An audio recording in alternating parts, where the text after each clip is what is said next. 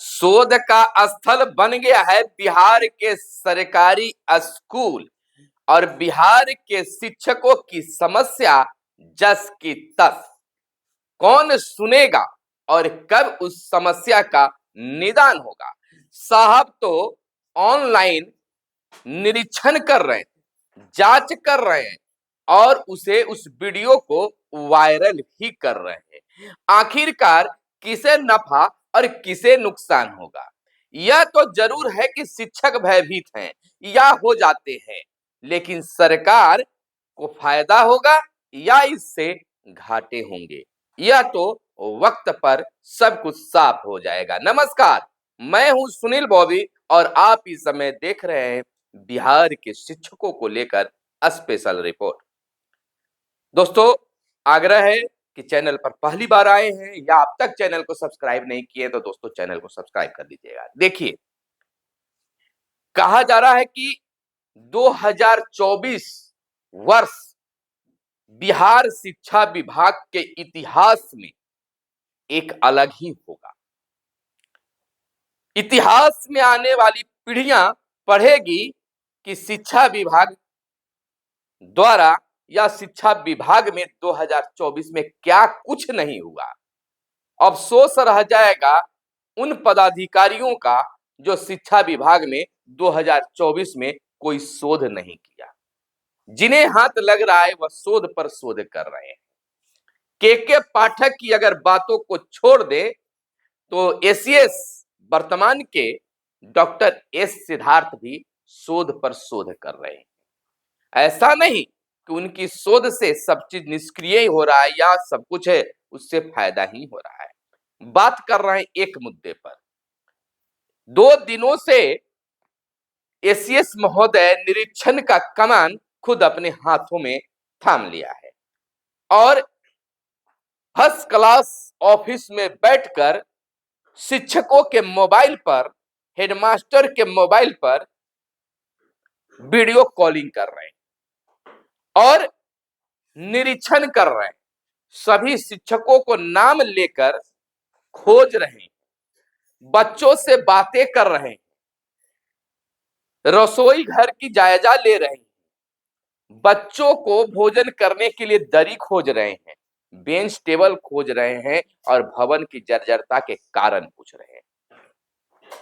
इससे शिक्षकों में अचानक फोन आने पर हड़बड़ाहट तो होना स्वाभाविक है। अचानक अगर हम या आपसे अगर कोई अचानक कोई सवाल करता हो, जिम्निक सवाल ही क्यों न हो, तो अकबकाहट घबराहट तो होती है। और ऊपर से विभाग के एसीएस का अगर फोन किसी शिक्षक के पास आ जाए या फिर आम जनता के पास में किसी बड़े पदाधिकारी का फोन आ जाए तो स्वाभाविक है कि हड़बड़ा जाना गड़बड़ा। तो शिक्षकों में भी हो रहा है।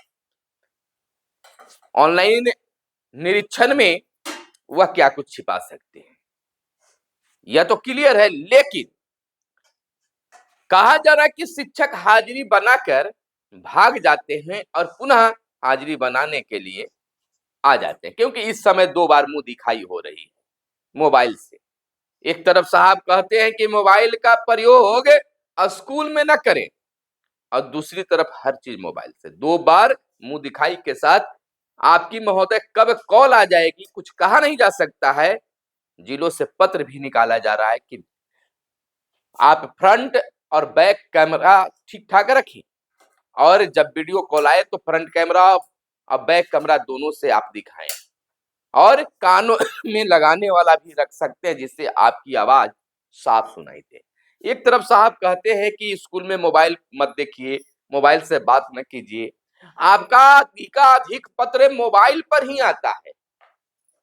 प्रशिक्षण का हो या कोई और आदेश हो, 2 घंटे में करके देना है, कल जाकर ज्वाइन करना है। अगर शिक्षक देखेगा नहीं तो भागे भागे आपके आदेश का पालन कैसे होगा? और उस पर आप निकालते हैं कि मोबाइल बहुत प्रखंड जिलों से निकला कि मोबाइल देखते पकड़े जाते हैं, बात करते पकड़े जाते हैं तो कार्रवाई होगी, होता भी है। और दूसरी तरफ इस तरह की बातें आप कर रहे हैं, खैर चलता रहेगा।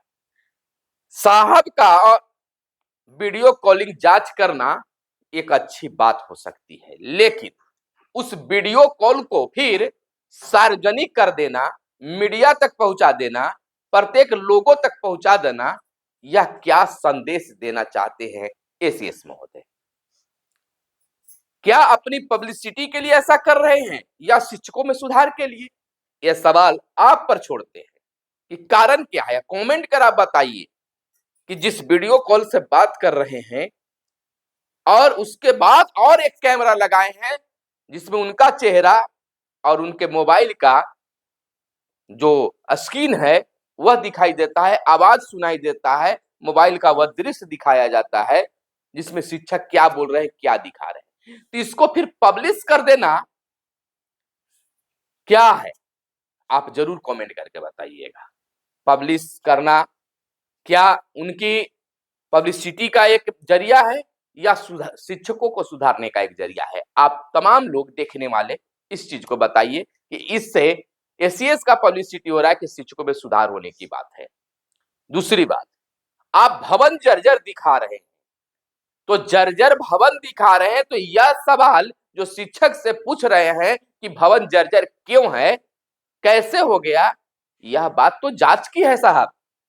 अगर कोई भवन गिरा हुआ है या फिर जर्जर है तो आप उस ठेकेदार से पता करवाइए, विभाग में वह सभी दस्तावेज है, वह भवन कब बना है, किसने बनवाया है, उस पर शोकौच कीजिए। बेंच टूटा हुआ है, टूटी हुई बेंच है तो शिक्षक से पूछने के बाद उस पर भी कार्रवाई होना चाहिए। स्कूल में सबमर्सिबल लगा दिए गए हैं लेकिन उसमें पानी नहीं है, आप हेडमास्टर से क्यों पूछ रहे हैं? जिनको आपने ठेका दिया है पूरे जिले का, उससे तो पूछिए। एक दो चार अगर छोड़ दिया जाए तो समरसेबुल लगाने वाले ठेकेदारों पर कार्रवाई पूर्णतः नहीं हो पाई है। और आप जांच करवा लीजिए, बहुत सारे ऐसे स्कूल हैं जहां 10-20-50 फीट बोर करके बस उसका पुत्था बाहर निकाल कर छोड़ दिया गया, उसमें पानी उनी नहीं आ रहा है। यह समस्या है, तो इस पर भी सोचनी चाहिए। दूसरी बड़ी समस्या, आपको साल से बेसी हो गया सक्षमता परीक्षा के नाम पर इस तरह से ड्रामेबाजी करते हुए। 15-20 सालों से शिक्षक तबादले के लिए गुहार लगा रहे हैं और यह शिक्षक की एक बहुत जरूरी समस्या है तबादला, इसको आप सोल्व नहीं कर पा रहे हैं तो वीडियो कॉलिंग करने से क्या फायदा होगा? दोनों तरफ की बातें सोचिए, तब बिल्कुल शिक्षा में सुधार होने की बातें होंगी। शिक्षक से पहले पूछिए ना सर कि आपको और क्या समस्या है, शिक्षक से पूछिए कि वेतन मिला है कि नहीं। आज 14 दिसंबर है, आपको वेतन मिला कि नहीं? नहीं मिला तो कहां क्या कारण है? मध्याह्न भोजन बेहतर नहीं बना है तो साहब यह संकेत आप समझ लीजिए कि इसमें केवल हेडमास्टर और शिक्षक ही दोषी नहीं है। मध्याह्न भोजन में सब्जी या दाल पानी जैसा है तो पानी बनाने वाला केवल हेडमास्टर ही नहीं बल्कि कुछ नीचे का भी और कुछ ऊपर का भी लोग है। यानी कि यह विद्यालय है तो इसके नीचे वाला भी दोषी है और उसके बाद विद्यालय के ऊपर भी जो है वो भी दोषी है। इस बात को समझिए और जांच करवाइए। दूसरी बात, मध्याह्न भोजन में हर शुक्रवार को आपको अंडा और फल देना है, तो इस बात को भी यह समझ लीजिए कि यह ठंड के मौसम है और ठंड के मौसम में अंडे की कीमत क्या हो गई है। आप देते हैं 5 रुपया और अब मिल रहा है वह अंडा 8 रुपए का। कैसे मैनेज करते हैं, इस बात को भी हेडमास्टर साहब से पूछिए। और समस्या है तो अंडे की कीमत भी बढ़ाइए। सब्जियों की अगर बात करें तो सब्जियों का रेट पर भी चर्चा कभी कभी कर लिया कीजिए। विद्यालय में अगर दरी नहीं है तो दरी गया कहां, इस बात पर चर्चा कर लीजिए, विद्यालय तक पहुंचा ही नहीं हो। बहुत सारी बातें हैं जो आपको अवगत होना चाहिए। तो समस्या क्या है नहीं है इस चीजों पर, और वीडियो को पब्लिश करना चाहिए कि नहीं, इस चीज को सोचिए। और नहीं तो कहीं ना कहीं शिक्षक तो बदनाम होंगे, गुरुओं के जो सम्मान हो तो तार तार होंगे ही, और सरकार के भी फजीयत होगी। क्योंकि जो कुछ आप दिखा रहे हैं वह से हमें तो लगता है 100 में 10% ही कुछ ऐसा होगा कि भय व्याप्त होगा और 90% जो है सरकार की किरकिरी होगी। दोस्तों आप क्या इस पर राय देते हैं, कमेंट करके बताइए। और मिलते हैं, आप डरिए नहीं वीडियो कॉलिंग से।